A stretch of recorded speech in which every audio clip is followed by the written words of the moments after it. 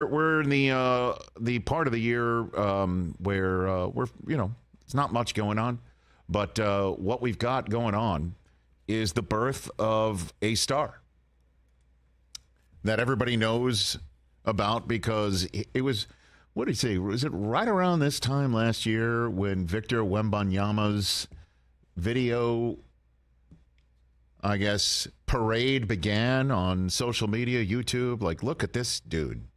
Look at this guy. And remember the first time I saw him play out there in Paris, I'm like, does this guy exist? Like, what's going on? But this was before AI, right? Or the explosion of AI. He looks like, honestly, like an artificially intelligent basketball player. An avatar. He doesn't look real. He's everything that you want in a player in this modern day basketball era in which we reside. He shoots threes. He's big. He's taller than everybody. He's making maneuvers with his body that you just really only see from somebody like Giannis, right? And last year there was, wow, here comes the next Giannis, and now Jokic is a defending champ, and he did everything, and maybe this kid can do everything too, because that's the way we're getting set up. That he's everything that any team in the NBA would want and tank for. And the San Antonio Spurs are going to get him. At this point on Friday, we'll talk about the new Spur. We're all waiting to see Victor Wembanyama out there, and this is the reason why he not only threw out the first pitch last night in Yankee Stadium, but this is the reason why he had his press conference today, the day before the NBA draft. Front and center. And if the NBA is putting him right out there because he is also a dream come true for them. This is what he had to say about what his goal in his career going into this highly anticipated NBA career. This is what he says his goal is. Roll it. I'm trying to be the best. So being the best, it's not only on the court. There's whole dimensions of in the job of a basketball player, of an NBA player. And I want to be the best also at the media, the press conference, and all this stuff. So it's, I don't like to do things halfway. So I'm trying to enjoy it, and I enjoy it. That's exactly what the association wants. Face of the NBA draft in 2023, face of the rookie class coming in, face of the league next year. All due respect to Jokic and the Denver Nuggets and LeBron and everybody else. And, man, next week, are we just going to be full of where's Lillard going to go? What's happening there? Or that could happen tomorrow night. Zion, Harden. Name any bold-faced name player in the association that is going to be up for grabs or rumored to be up for grabs in the new league year and free agency season. Chris Paul, who's on a book tour right now. Mm-hmm. It's all about Victor Wembanyama next year. And the San Antonio Spurs are so excited to get him, and he's excited to be had by them. This is what he had to say about learning about going to the Spurs. For me, San Antonio is synonym of winning, and it's when on lottery night, when the Spurs got the #1 pick, I was just thinking I was feeling lucky that they got the pick as a franchise that has that culture and that experience in winning and in creating good players, So I really can't wait. Now, you could be sitting here and saying, okay, he's already playing the game, and the fact that he knows what to say and how to say it, and really, the San Antonio Spurs winning, recency, bias. Yeah, they haven't been winning lately. 5 rings, man. But the era of 5 rings included a run with Tony Parker on it, and that can't be discounted. For a kid from France to have Tony Parker's team draft him, He means every syllable that he just said. Yeah, and Tony Parker owns the team in the French league that Wembanyama played for this year. This means everything to him. And with all due respect to the Hornets and the Blazers and all the other teams that won the Rich Eisen Show mock draft lottery, as we ran the lottery over and over and over again. And had 5, I think the Bulls got a pick once. Bulls, Hornets, Blazers. Wizards. Wizards. Pistons. With all due respect to all of them, this is the team that I think he wanted. Like, if he had his dream and his druthers,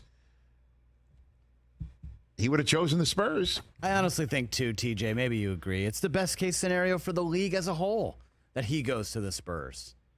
The legacy of Tim Duncan and David Robinson, Greg Popovich, one of the best coaches in NBA history. I think it's best case scenario for the long-term success of this kid that he went to San Antonio. And you mentioned Tony Parker. Boris Diaw also won a title with the Spurs, so there's another French connection there. So you're right. It kind of seems like it was appropriate. Yeah, and obviously Manu Ginobili. I mean, this is a team that's been known as being a sort of like the United Nations of the NBA. International friendly. Pretty much. Yeah. And, and just one last thing, in case you're really believing that Wembanyama's maybe selling a bill of goods about the Spurs, learning about it on the lottery draft night, I'll never forget lottery draft night, seeing his reaction. Just take a look right there. There he is.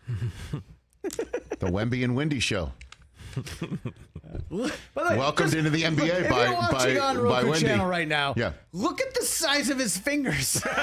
Well, I mean, you don't. It's longer than the microphone. Holy crap! And all you had to do is just see last night's Instagram photograph of him gripping the baseball that he, threw wide. Inside wide left, but that's his left hand. It looks like he's holding a walnut. Golf ball. Instead of holding a golf ball. The ultimate palm ball in the history of Major League Baseball. Look at him grip that baseball. I love his caption of just LMAO. I know. It's unbelievable. The dude's fingernails are like 4 inches long. Well, I mean, I assume one of the first things he can do is get a manicure once he gets into the NBA. How is his hands going to fit under that thing? It won't. Well, I mean, what is under that thing? What's where they the automatic? I've never been. I've seen it. The dry thing. You can get a manicure without the dry thing. Yeah. You can? Yeah. Oh, yeah. I didn't know that. Yeah. The nail clipper might have to be a lawnmower. A weed whacker. Got to weed whack his nails. I mean, good Lord. He's just a fascinating figure. He's just a fascination already. And so I'll ask this question of you. If you're the NBA schedule makers. Yes. Christmas. Opening night. Opening night. Yeah. Do you have him home? Yep. You do. Yeah. You want him in front of the home crowd. Well, let's see. LeBron started his career in Sacramento. Well, if I'm not mistaken, there's some summer league games in Sacramento where he's going to play. He may not play. Or he's going to go. He may not play. Well, I mean, the idea is that he could show up in Vegas. He could.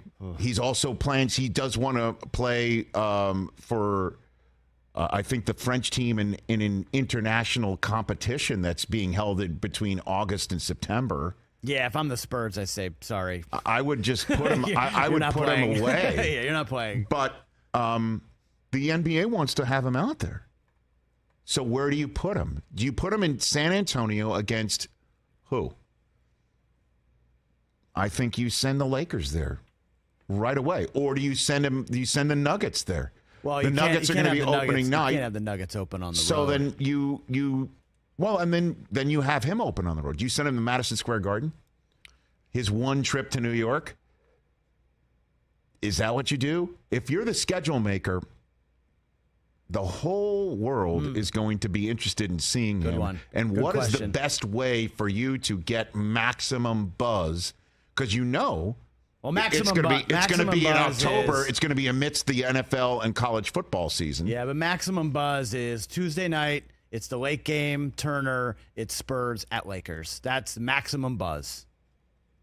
LeBron, he starts his NBA career on the same court as the all-time leading scorer. The 10:30 Eastern late game. Boom. That's a no-brainer. I think. And then you have him go home to face the Nuggets? Or that's just not fair? Or his home opener is what it is? I think home opener kind of is what it is. Could be Dallas, could be Houston, could be an inner Texas thing. But I think you want maximum eyeballs. Yes. LeBron James, maybe his final NBA season, at least the final one in LA, we're all assuming. Wemby in LA. Let's go. I mean, game one is fine, but like I said, do you want maximum eyeballs? He's got to play on December 25th.